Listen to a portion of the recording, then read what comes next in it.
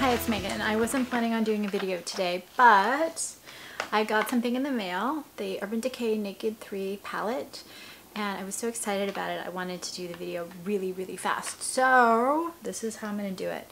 I'm not really big on long videos, and I've got a lot to say on this one. So I'm going to give you a comparison of Naked3 to the Naked 1 and 2. Then I'm going to give you my overall impression, which I usually save for last. Then I'm going to show you natural light swatches and also tell you about the colors in the palette, and then I'm going to show you the look that I did for my eyes. So when I first heard about the Naked3, I was sort of excited because, okay, so it comes like this. And it looks like this, really cool packaging. I was somewhat excited because I love Naked 1 and 2, but I was a little concerned because it said rose gold and I have a yellow undertone to my skin, and I thought, oh gosh, I don't know if that's gonna work. So, it works, by the way. Naked 1, I think it's very warm toned. Naked 2, I think it's a little cooler toned, but still pretty and useful. Very brown and gold based. A little bit of black, smoky grays, browns. Naked 3. So I keep reading that it's rose gold based, and I would agree with that to a degree. I also think that it's got a very strong purple mauve undertone to a lot of this. So rose, golds, reds, but also the purple. So if you've got my skin tone with the blue eyes, these colors are actually a lot more flattering than I would have expected. And the brushes are great. So I actually am blown away by the colors. I keep saying that Urban Decay is upping the ante, and to be fair, I'm a huge Urban Decay fan, but I just think they're upping the ante. They're improving their game. Every time I think they can't do better shadows, they do better shadows. And so I was kind of on the fence getting this, and now I absolutely think it's amazing. And that is just because the colors are so complex, deep, exciting, interesting, fun to play with, gorgeous. And also because it's not just like you have rose pinks and whatever, you have all these really sophisticated shades with a lot of different undertones that are gorgeous on. And you have contrasting textures. So this is what it looks like. And so the first color is Strange, which they describe as a pale neutral pink matte satin. And it's a very kind of a satin. I put it up here. It kind of, when I put it on, a lot of these bones have different undertones. This one does have a pinky undertone. This just made my eyes pop as soon as I put it on. Dust, they describe as a pale metallic pink shimmer with iridescent micro glitter. It has warm undertones, kind of a white and gold micro glitter. It's, you know, it's one of the looser Urban Decay shades, so it does have a little bit of fallout, but I liked it. The next one, Burnout, light peachy pink satin. It's like a peach with a pearl finish, kind of a medium color. And I'm doing the natural light swatches 6 at a time. The next one is Limit. Did I get that right? Yeah, Limit. Right there. Which they call a light dusty matte rose. It's kind of mauve. This one's more of a neutral, cool toned color, and it's one of the matte finishes. Next is Buzz, right there, which they say is a metallic rose shimmer with silver micro glitter. It's like a coppery rose with a metallic sheen to it. Metallic's not my favorite texture, or whatever finish, but it's a pretty color. Trick, they describe, Urban Decay describes as light metallic pinky copper shimmer with tonal micro sparkle. That's quite a description.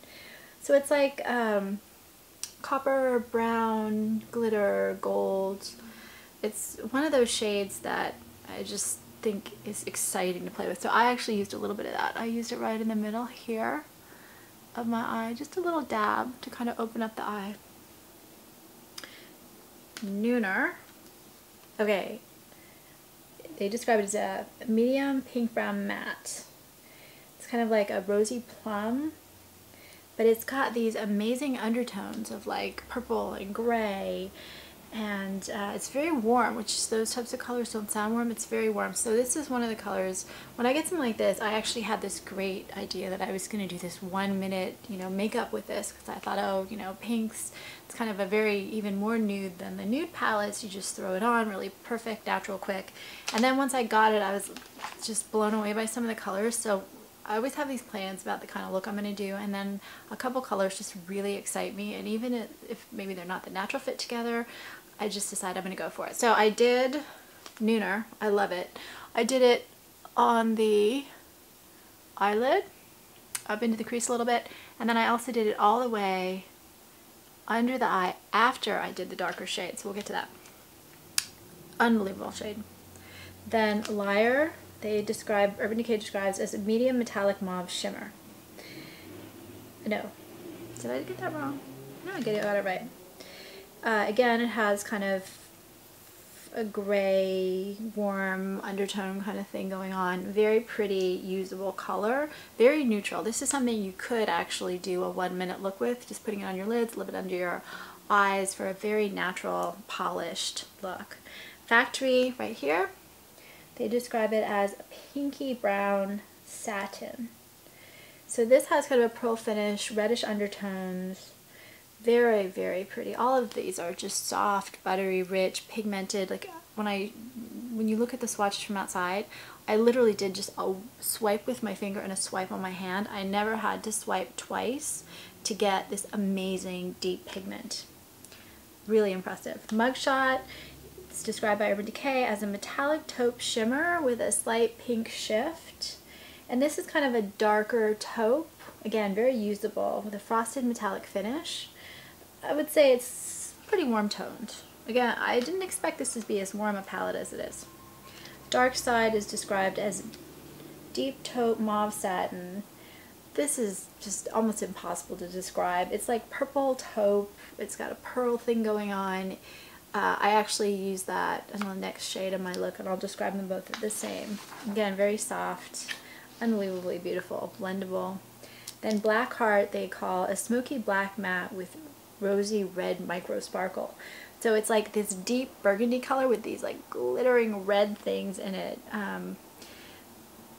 Really red and unbelievable, but very, not like these glistening huge chunks of glitter, but just really small little micro glitter, kind of reddish brown. And so I got really excited by these two shades by, is it Mooner or Nooner? Nooner, and then also Strange.